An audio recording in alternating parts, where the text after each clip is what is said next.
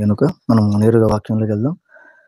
మరి ముఖ్యంగా, అతి ముఖ్యంగా ఈ యొక్క సమయాన్ని ప్రసాదించినటువంటి పరలోకమందున్న దేవుడికి నా హృదయపూర్వకంగా ఎంతగానో స్తుతి స్తోత్రం చెల్లిస్తున్నాను. అదేవిధంగా చేరి వచ్చిన, కుడి వచ్చిన దేవుని పిల్లలైన ప్రతి ఒక్కరికి నా హృదయపూర్వకంగా అందరికీ వందనం తెలియజేసుకుని అందరికీ వందనాలండి.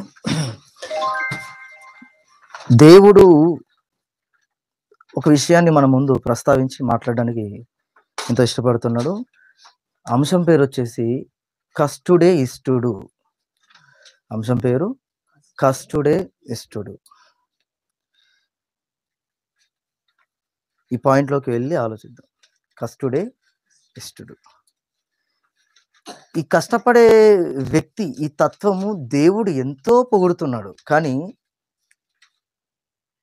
అదే కష్టపడే ఆ వ్యక్తిని నాకు ఇష్టుడు అని మాట్లాడుతున్నాడు. అసలు ఎందుకు? కారణం ఏంటి? సిచ్యువేషన్ ఏంటి అనేది మనం ఎక్కువగా ఆలోచించాలి. ఒకసారి ప్రసంగి గ్రంథానికి వెళ్ళి చూద్దాం. ప్రసంగి గ్రంథము 8వ అధ్యాయము 15వ వచనం. ప్రసంగి గ్రంథం 8వ అధ్యాయం 15వ వచనం. ఎవరైనా చదువుతారా? ప్రసంగి గ్రంథం 8వ అధ్యాయం 15వ వచనం.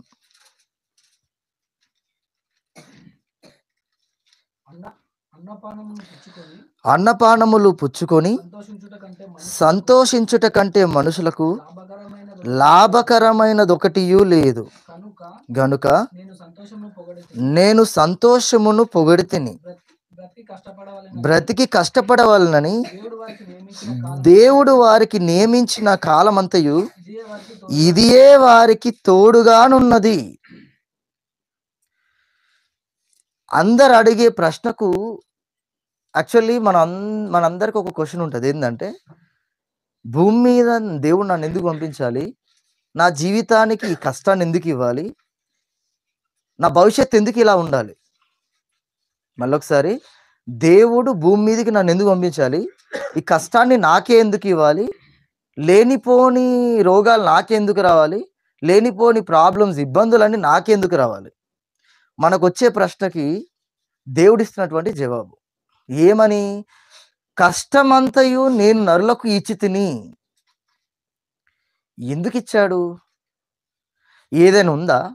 ఏదైనా చెప్పాలని ప్రయత్నిస్తున్నాడా? లేదంటే ఇంకేదైనా మనతో చెప్పడానికి ప్రయత్నం చేసి, లేదంటే మనల్ని ఏమైనా తయారు చేయాలని ఆలోచిస్తున్నాడా? ప్రశ్న ఏంటిది? మన ప్రశ్న ఏంటిది? భూమి మీదకి దేవుడు మనల్ని ఎందుకు పంపించాలి? ఆ భూమి మీదకి పంపించిన తర్వాత దేవుడు మనకే ఎందుకు కష్టం పెట్టాలి? ఎందుకు మనకే నష్టాలు ఎందుకు రావాలి? మనకే ఎందుకు దుఃఖాలు రావాలి? మనకే ఎందుకు ఇన్ని ఇబ్బందులు రావాలి? అఫ్కోర్స్ మన దగ్గర ఉన్నటువంటి ఆన్సర్ ఏంటంటే, క్రైస్తవుడైనందుకు శ్రమలు అనుభవించాలి కదండి. మనం ఏ రీతిగా క్రైస్తవులు? ఒక పాయింట్ చూపించండి. మనము ఏ రీతిగా క్రైస్తవులు? చర్చికి వస్తే క్రైస్తవులా?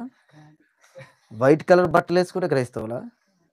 దుస్తులు ధరించి నేను చర్చికి వచ్చి ప్రేయర్ చేస్తే నేను క్రైస్తవుని అయిపోతానా? అంటే నాకంటే మంచి పెద్ద క్రైస్తవుడు ఉంటాడు. మరి వీధుల్లో ఆగకుండా ప్రార్థన చేసే క్రైస్తవులు కూడా ఉన్నారు మరి ఈ మధ్యలో. ఇంకా ఈ మధ్యలో గొప్ప క్రైస్తవులు కూడా తయారయ్యారు.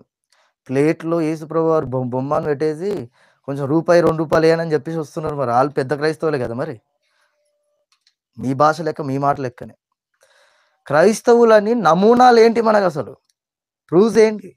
ఆధారాలు ఏంటి? నువ్వు చెప్పగలుగుతావా నేను క్రైస్తవుణ్ణి అని ధైర్యంగా? నీ నోటి మాట, నీ చూపు, నీ తలంపు, నీ ఆలోచన, నువ్వు వినే విధానం, నువ్వు చూసే విధానం, నువ్వు నడిచే విధానం, ఒకరితో ప్రవర్తించే తీరు, నీ కలివిడి, నీ కుటుంబం, నీ ఆరోగ్యం, నీ పిల్లలు, నీ భాగస్వామి, నీ తోటి ఉన్నవాళ్ళు, ఏదైనా సమాధానం వస్తుందా నీకు? ఒకసారి ఆలోచించు. నువ్వు క్రైస్తవుడు అని ఏదైనా ప్రూఫ్ ఉందా? నీ పిల్లలు చెప్తారా మా నాన్న మంచి క్రైస్తవుడు, మా అమ్మ మంచి క్రైస్తవురాలని? చెప్తారా? నీ పిల్లలు ఎలా చెప్తారు? మీ పిల్లల ప్రవర్తన చెప్తుంది. కరెక్ట్ టైంకి వెళ్ళి మేము ప్రార్థన చేయాలి, ఈ టైంలో మా నాన్న మా అమ్మ ప్రార్థన చేస్తుంది. మీ పిల్లలకు అలవాటు ఉందా? లేదని అంటారా? లేదంటే మరి మీరు ఇంకా ఆలోచించాలి. ఇంకా నేనేం చెప్పొద్దు. పిల్లల విషయం వదిలిపెడదాం. ఇప్పుడు మీ బంధువుల విషయంలో ఎట్లుంది మీ పరిస్థితి? పడట్లేదా? కొట్లాటలా, గొడవలా, శత్రుత్వమా? ఎవరితోనైనా? నేను వీళ్ళతో మాట్లాడొద్దు అని పెట్టుకున్నారా మీరు? అట్లా పెట్టుకుంటే మీరెందుకు క్రైస్తవులైతారు? ఒక్క పాయింట్ గూడా మిమ్మల్ని రిజెక్ట్ చేసేటట్టుంటే మీరు క్రైస్తవులు ఎట్లా అయితారు చెప్పండి? మీరైనా నేనైనా ఇగ. అర్థమవుతుందా? మీరు యేసుకునే బట్టలు నేనిదే యేసుకోవాలి అంటే నార్మల్‌గా ఉండడానికి ఇష్టపడట్లేదు నువ్వు ఈ రోజుల్లో. నేనింత రిచ్‌గుండాలి, నేను ఇట్లా కనిపించాలి బయటికి, నేనింత గొప్పగా కనిపించాలి, నీ పేరు, నీ ప్రఖ్యాతి, నీ డబ్బులు, నీ కీర్తి, నీ గొప్పతనం, నీ గర్వం, నీ అహంకారం ఏమైనా అడ్డొస్తున్నాయా? అడ్డొస్తే నువ్వు క్రైస్తవుడివి గాదు గదా! చెప్పండిప్పుడు. క్రైస్తవుడివని నమూనా ఏంటి? ప్రూఫ్స్ ఏంటి? అవి ఉండడానికి ఈ కష్టాలు. అర్థమవుతుందా? నిన్ను చెక్కాలి దేవుడు. నిన్ను సరిజెయ్యాలి. అలలతోని రాయి ఏమైపోతది? చెప్పాలి. నున్నగా అయిపోద్ది. కరిగిపోతూ ఉంటది. మనలో అందరికి అహంకారాలే. అబద్దాలాడొద్దు. అందరికి పేరు పిచ్చే. అబద్దాలాడొద్దు. అందరికి ఈ బట్టలేసుకోవాలి, ఈ కలరు ఇది నాకు గావాలి, ఇగో ఇలాంటి ఫుడ్ తినాలి, ఇలాంటి ఇంట్లో ఉండాలి. ఆశలు, మితిమీరిన ఆశలింగ. నైట్ కల్లా మీకొక భవనం వచ్చినట్టు కల పడిందనుకోండి. నిద్ర పోనిస్తారా నీ పక్కనున్నోళ్ళు పొద్దుగాలంతా? చెప్పండి మధ్యాహ్నం దాకి ఏమన్నా? లేదంటే రాత్రి అందరికి చెప్పుకొని తిరుగుతారు ఇంట్లో. నాకిలాంటి కల పడింది. రాత్రి నా చేతుల నిండా కట్టలు కట్టలుండే. ఇంత పెద్ద కల పడింది. చెప్పుకుంటారా? లేదంటే దాచిపెట్టుకుని ఈ వేస్ట్ కల ఇదంతా వ్యర్థం. భూమి మీద ఏం లేదు. నేను చచ్చిపోవాల్సింది ఇది గుర్తు చేసుకుంటారా? లేదంటే నాకు నిజంగా కల పడిందండి. నాకు లక్షలొచ్చినాయి నా చేతుల్లో, కోట్లొచ్చినాయి అని చెప్పుకొని తిరుగుతారా? ఏదెక్కువ ఇష్టపడతారు? ఉంటారా నిజంగా? ఉంటారా నిజంగా చెప్పండి? యాహ్! ఆయన మెథడ్ ప్రకారం కరెక్టే ఇది. Yes or no? అయితే ఇప్పుడు ఇలాంటి జాబితాలో ఉన్న తర్వాత ఎవరు క్రైస్తవులు ఇంతకి? హ్మ్. నీ క్రియలే, నీ పనులే, నీ పద్ధతే. ఇప్పుడు చెప్పు నీ పద్ధతేంటి? చదివే పద్ధతుందా? లేదు ఇక్కడ ఇంటికెళ్ళి ఆ! ఇంటికెళ్ళి ఏం చేస్తావు? మనకేందంటే మనకి ఈ లోకంలో లేని బాధ్యతలు, బరువులు నాకే వచ్చినాయి గాబట్టి, మనకే వచ్చినాయి గాబట్టి, నిద్రొస్తుంది కాబట్టి పడుకోవాలి. పొద్దుగాల లేచి ఏం జేయాలి? అయ్యో! రాత్రి చదువులు, పొద్దుగాల చదవాలనుకుంటాం గదా! మళ్ళీ పొద్దుగాల షిఫ్ట్ ఏం జేస్తాం? నైట్ చదివితే బెస్ట్. పొద్దుగాల నాకు ఫుల్ వర్కుంది. ఇలాంటి పరిస్థితులు మీలో ఏమన్నా ఉన్నాయా? నాలో ఏమన్నా ఉన్నాయా?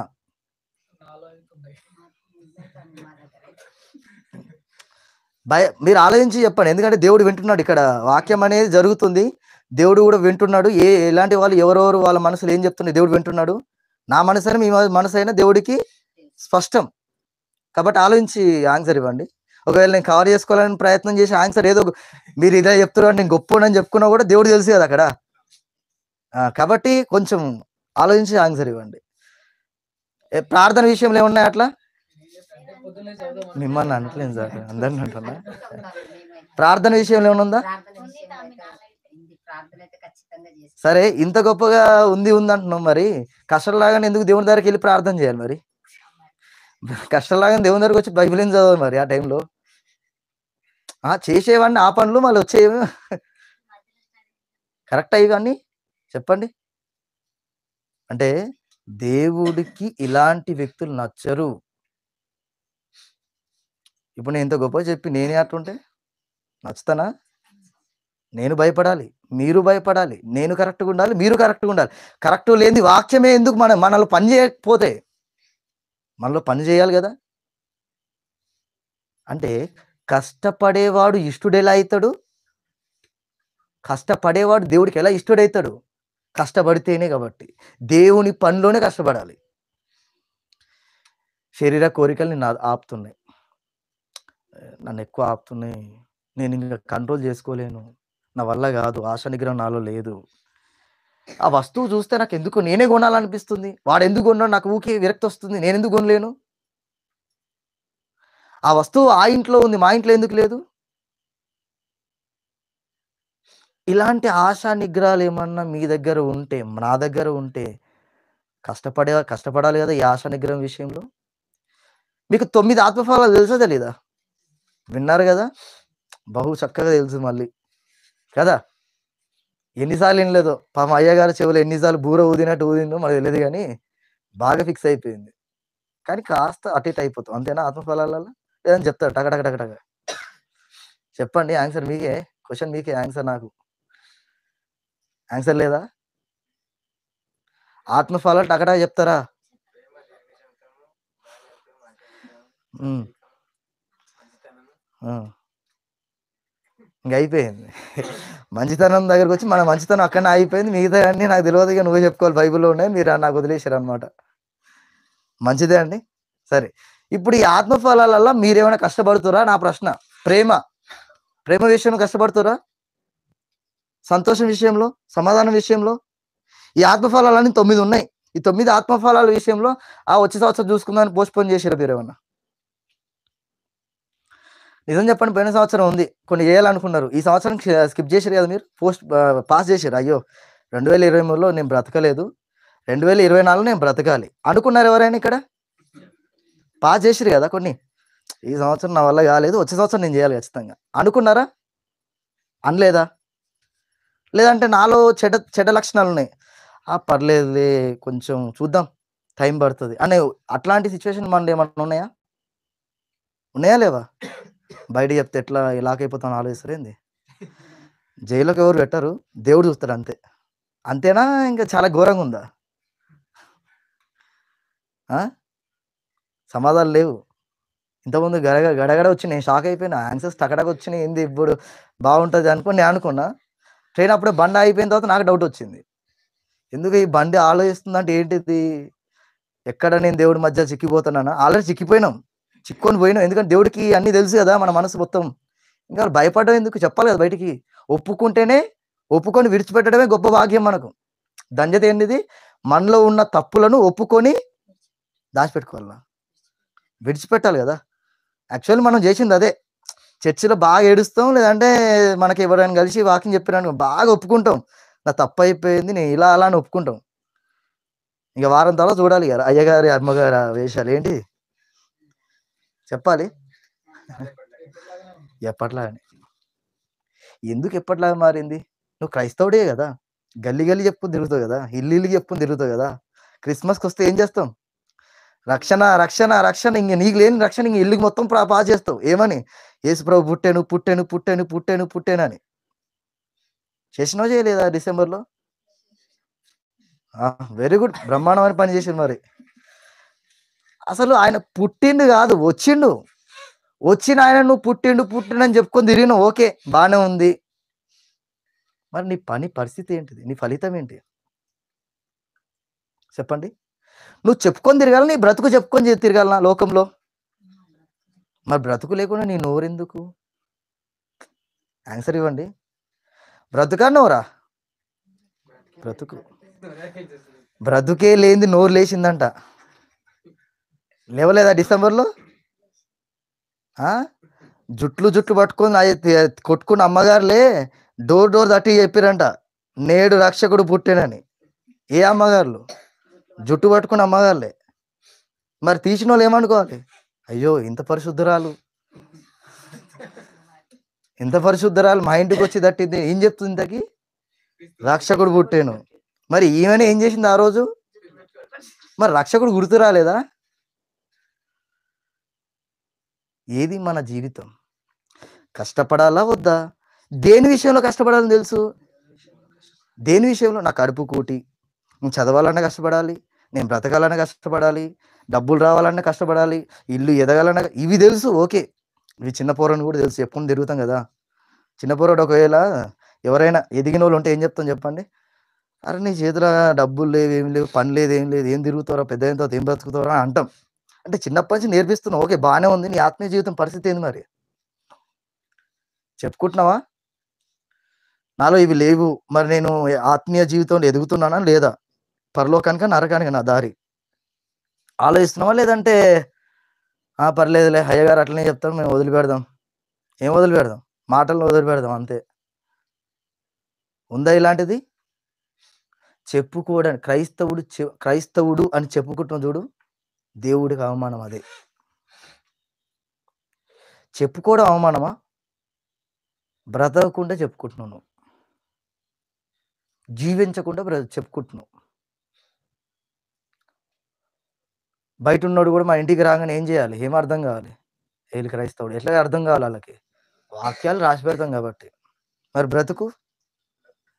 ఏముంటది మరి మన ఇంట్లో? క్యాలెండర్‌లు, వాక్యాలు, రెఫరెన్స్‌లు. అంతేనా? మాటి మాటికి నోటి నుంచి ఏం రావాలి? స్తోత్రం దేవా, స్తోత్రం దేవా, యేసయ్య, యేసయ్య. ఓకే. అంటున్నావు బానే ఉంది. బ్రతుకు. చెప్పండి. ఈ రోజులు ఒకరోజు బూతులు మాట్లాడిన తల్లే అయ్యగారే ఏం జేస్తాడు? యేసయ్య, యేసయ్య, యేసయ్య నన్ను కాపాడితే కాపాడితే. ఇంతకుముందు బూతులు మాట్లాడితే గదా! యాకోబు పత్రికలో ఏముంది? ఒకటే బావి నుంచి తియ్యని నీరు, చేదు నీరును ఊరునా? వచ్చునా? మరొస్తున్నాయేంటి? అంటే అది నీరా? మనం అనేదేంటిది? నీది నోరా? Very good.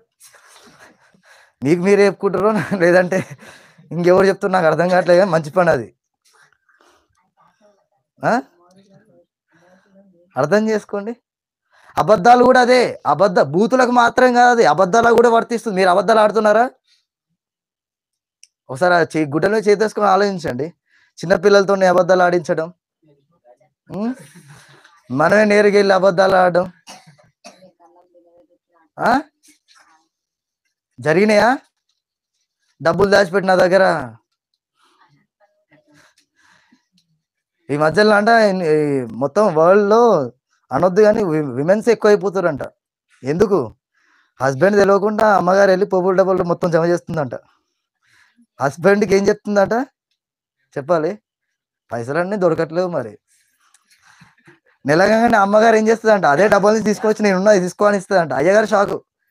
డబ్బులు లేనిది నువ్వు తెచ్చివి అంటే జమ చేసిన. మరి ఇన్ని రోజులు చెప్తుంది ఏంటిది? అదంటారు, ఇదంటారు. అంటే చూడండి, అన్ని రోజులు అబద్ధాలు ఆడి దాచిపెట్టి మళ్ళీ అయ్యగారు తెచ్చి పెడితే ఏంటిది? అది అబద్ధమా నిజమా?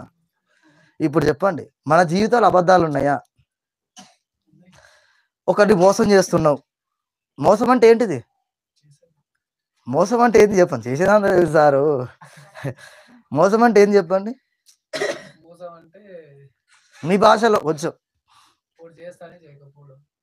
చేస్తా అని చేయకపోవడం మోసం. ఇంకా బాగా లైన్కి వచ్చారు. మరి బైబిల్ చదువుతారని చెప్తున్నారు రోజు. అంటే దేవుణ్ణి మోసం చేసిరా మీరు? చేసిరనమాట.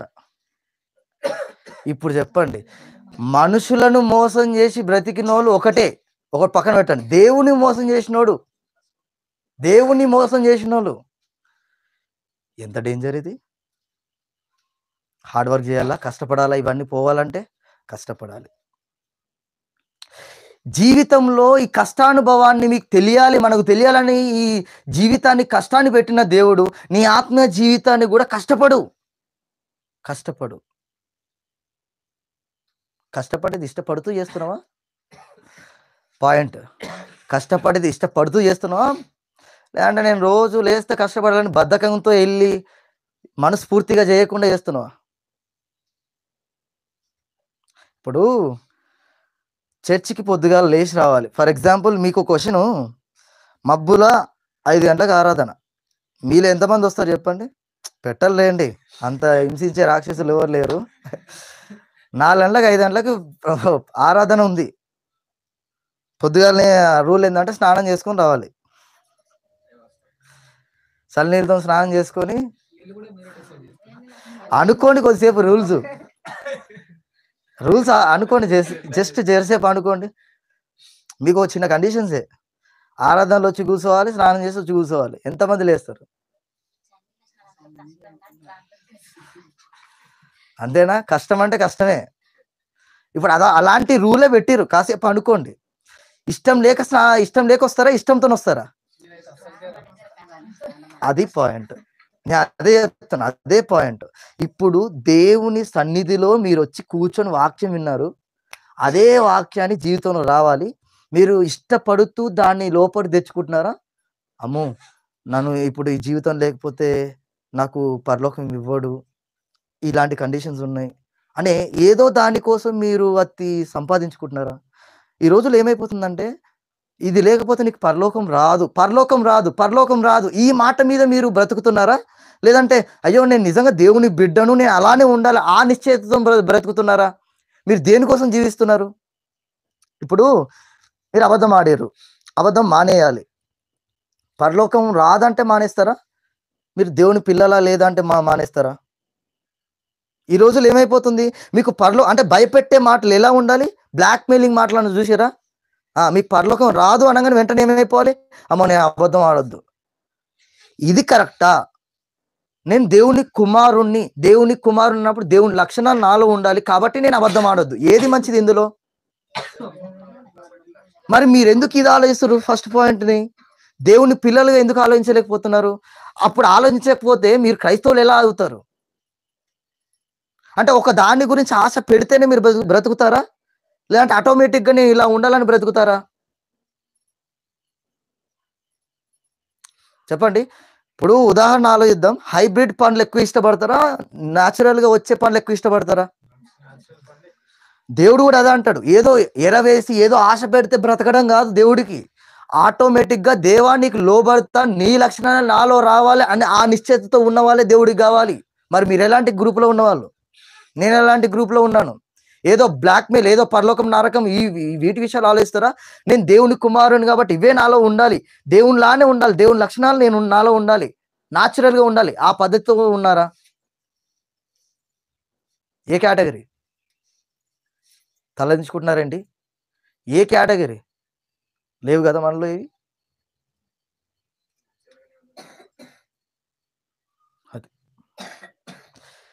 ఇది దేవుడు మాట్లాడుతున్న మాటలు. మళ్ళీ నేనేదో రాసుకుని వచ్చి మాట్లాడుతున్నా అనుకునేరు. చెప్పండి. ఎందుకంటే మీ కళ్ళ ముందే నేను నించొని చెప్తున్నా, ఏం ప్రిపేర్ అయ్యి చెప్పట్లేను. వాక్యం చెప్తున్నప్పుడు నిజంగా దేవుని మీద డిపెండ్ అయ్యి చెప్పాలి. దేవుడు మాట్లాడుతున్న మాటలు, హెచ్చరిస్తున్న మాటలు అది నాకును మీకును వర్తిస్తుంది. ఆలోచించండి. వ్యక్తిగత జీవితం ఎలా ఉంది? ఆత్మీయ జీవితం ఎలా ఉంది? చెప్పండి. ఏ కాలానికి ఆ కాలం వస్తేనే బాగుంటుంది, అవునా?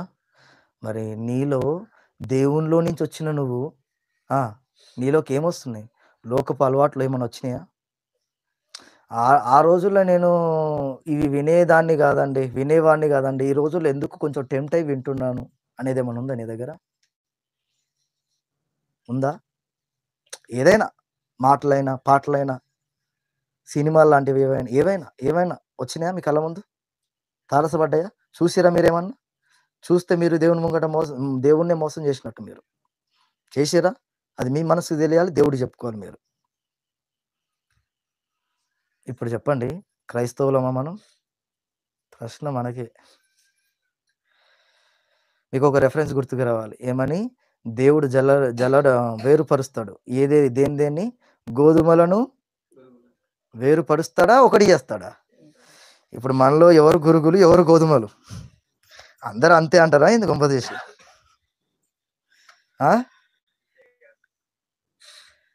ప్రయత్నం చేద్దామా? ఆగిపోదామా? ఆగిపోకుండా ప్రయత్నం చేయాలి. చివరికి ఒక మాట చూసుకొని ముగించేద్దాం. సామెతల గ్రంథం 26వ అధ్యాయం.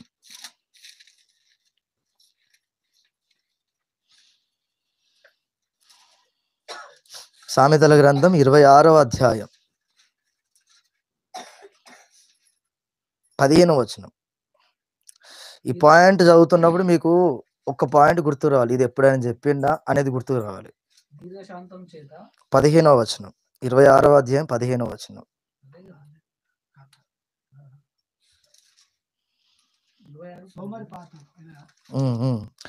సోమరి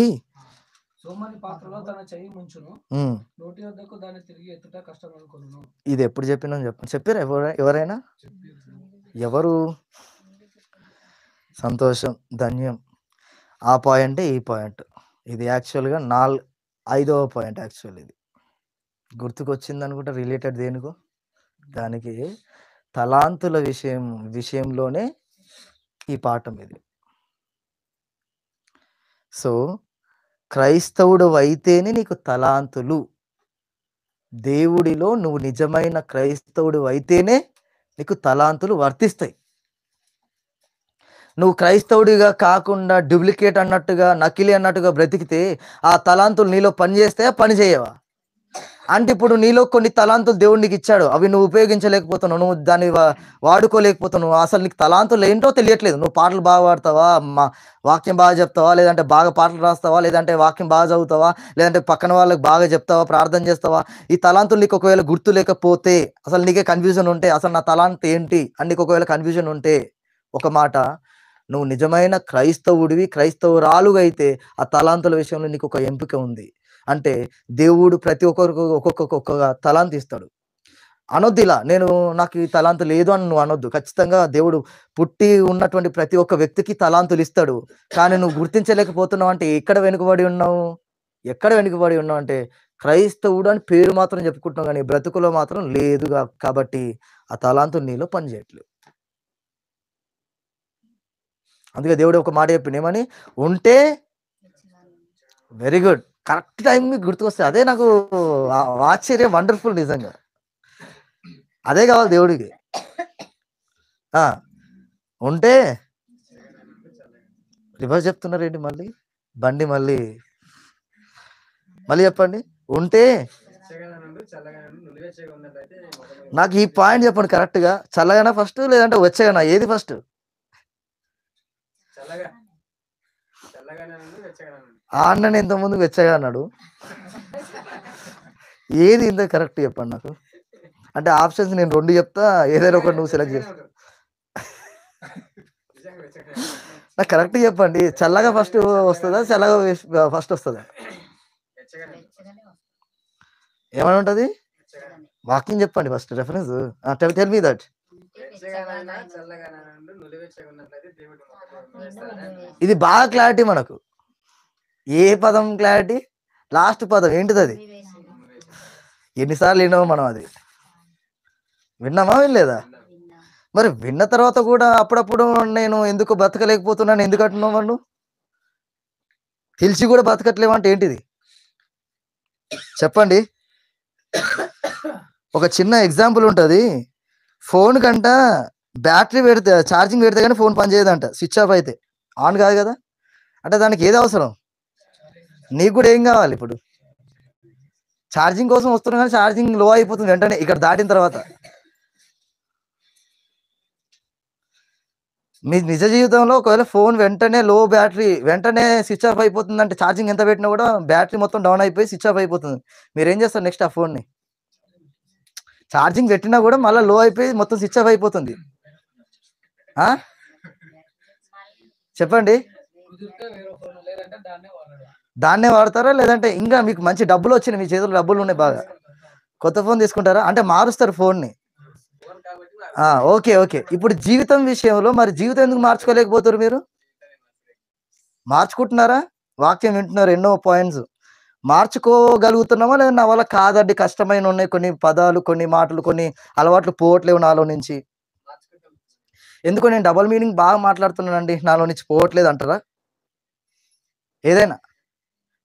ఎందుకో నేను బాగా బూతులు మాట్లాడతానండి. ఆ బూతులకు బాగా పదాలు నాకు బాగా అర్థాలు తెలుసు. మానేయలేకపోతున్నా అంటారా? ఆ? Very good. ఇంకొక మాట కొంతమంది మాట్లాడుతున్న మాటలు మీరు వెంటనే క్యాచ్ చేస్తారు. ఆమె ఎందుకు అంటుందో నాకు బాగా తెలుసు. ఇండైరెక్ట్ సెన్స్ అది. గుర్తుపట్టగలుగుతారా అవి మీరు? ఇండైరెక్ట్‌గా ఒకళ్ళని తిట్టడం, సూటిపోటి మాటలు ఉన్నాయా మన దగ్గర అవి? ఇండైరెక్ట్‌గా ఒకళ్ళని రిసీవ్ ఉందా? Very good. బానే ఉన్నారు. మరి అది మంచిదా చెడ్డదా ఇంతకి? నేను అడుగుతున్నా కామన్‌గా. మంచిదా చెడ్డదా?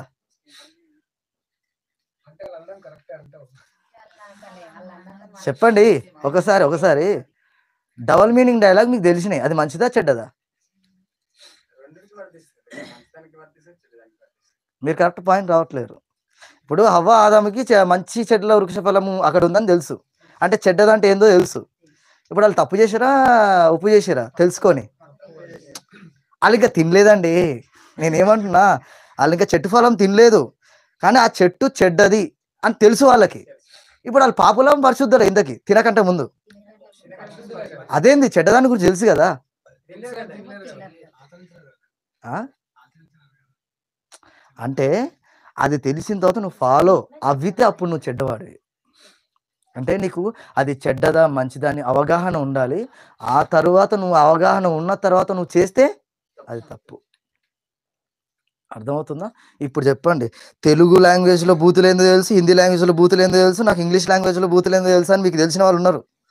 ఇంగ్లీష్ వదిలిపెట్టండి. తెలుగు తెలుసు కదా బాగా. బండ బూతులు తెలుసు, తక్కువ బూతులు తెలుసు, ఎక్కువ బూతులు తెలుసు.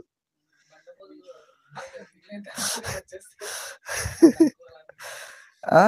అంటే మనం అంటాం గదా!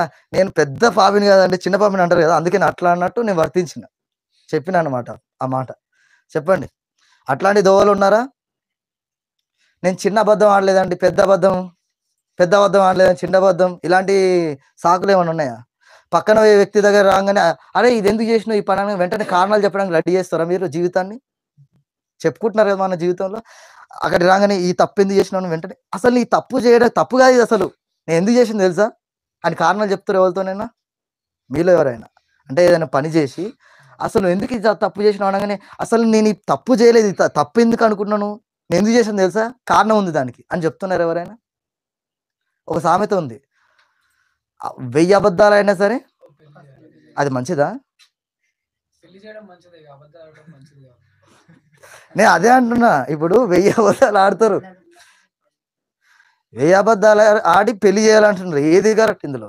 చేయడం కరెక్టే. కానీ అబద్ధాలు ఆడడం మరి అబద్ధాలు ఆడి పెళ్లి చేయడం ఎందుకు మరి? మొత్తానికి పెళ్లి చేయడానికి అబద్ధాలు ఆడాలంటుర్రు మరి. సో, మీరే ఆలోచించండి ఇప్పుడు. మీరు ఇట్లా ఆలోచిస్తారు చూడండి ఒకసారి. దేవుడికి ఇది నచ్చట్లేదు. ఏది నచ్చట్లేదు? ఇది కావాలంటే నేను ఈ తప్పు చేయాలి. ఈ సెన్సే దేవుడికి నచ్చట్లేదు. అర్థమవుతుందా? నాకిది కావాలి గాబట్టి నేను ఇది చేయక తప్పట్లేదు అనేది ఏమన్నా లైఫ్‌లో ఉందా? ఉందంటే వదిలేసుకోవాలి. వదిలేస్తామా? లేదంటే ఉందని చెప్తామా? బయటికెళ్ళి వదిలేద్దామా? ఉంచుకుందామా? ఒక రిఫరెన్స్ చెప్పండి. అతిక్రమములు మరి ఎలాంటి వాడు ధన్యుడు మరి వర్ధిల్లుతాడు చెప్పండి. మరి మిగతానోళ్ళు చెప్పట్లేవంటే సన్నద్ధంగా, సిద్ధంగా లేరన్నమాట. మళ్ళొకసారి మరి చెప్పండి మరి. ఇప్పుడు విన్నారు గదా! ఆ! నిజంగా మీలో కొద్దిమంది చాలా క్లవర్ పర్సన్స్ ఉన్నారు. ఎందుకంటే ఆ రిఫరెన్స్‌ని ఇక్కడ సైడ్ ఇక్కడ ఆపదని అటు సైడ్. ఎందుకంటే మొత్తం నేను రిఫరెన్స్ చెప్పినా చెప్పలేదో పక్కన పెట్టు. నేను చెప్పేసిన. మళ్ళీ చెప్పండి ఆ రిఫరెన్స్‌ని.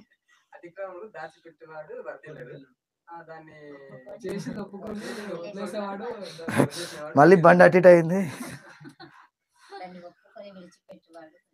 Very good. మరి ఒప్పుకొని విడిచిపెడదామా? దాచిపెట్టుకుందామా? వదిలేద్దాం. వదిలేస్తేనే వదిలేయడానికి మనం ఏం జేయాలి? కష్టపడాలి. కష్టపడేవాడు ఇష్టుడు ఎలా అయ్యాడు? దావీదు. దావీదు గారు ఏం జేసిండు? తప్పు చేసిన తర్వాత వలవల ఏడ్చి, ప్రభువా! నేను చేసింది తప్పు ప్రభువా! నన్ను క్షమించు ప్రభువా! నన్ను క్షమించు ప్రభువా! అని తన దగ్గరున్న బలహీనతను వదిలిపెడతానని పరిశుద్ధాత్మ దేవుడు నాకు మళ్ళా కావాలి. నీ ఆత్మను మరలా నాకు దయచేయని ఏడ్చి, ఏడ్చి, ఏడ్చి దేవుడి ముంగట బ్రతికాడు. చివరికి దేవుడేమన్నాడు? నాకు ఇష్టానుసారమైన కుమారుడెవరు? మనం ఏం జేయాలి? మన అతిక్రమాలు, మనలో ఉన్నటువంటి బలహీనతలు ఏవైనా సరే వాటిని ఒప్పుకొని వదిలిపెడితే మరలా వాటి జోలిలో చూడొద్దు. అనొద్దు. ఎప్పుడో సంవత్సరం నాకొక అలవాటుండే మళ్ళా తొంగి చూస్తున్నారేంది నీ జీవితాన్ని? చూస్తుర్రా ఎవరైనా మీలో? ఆలోచిస్తారా దాని గురించి ఎవరైనా? ఆలోచిస్తారా? అమ్మో! అప్పట్లో నాకు ఇలా అలవాటుండే ఎంత మంచిగుండే అప్పుడు అని ఆలోచిస్తారా ఏమన్నా? ఆ! ఉంటిమి పక్కన పెట్టండి. నేను దాని గురించి అనట్లే. అబ్బా! ఆ రోజులు మిస్ అయిపోయాను అని ఏమన్నా వస్తుందా మీకు? వస్తే మాత్రం ఒకవేళ మిమ్మల్ని ఆకర్షిస్తే మాత్రం నెమ్మది నెమ్మదిగా సాతాను గ్రిప్‌లోకెళ్తున్నారు మీరు. అంటే అది రాకుండా బ్రతకాలి.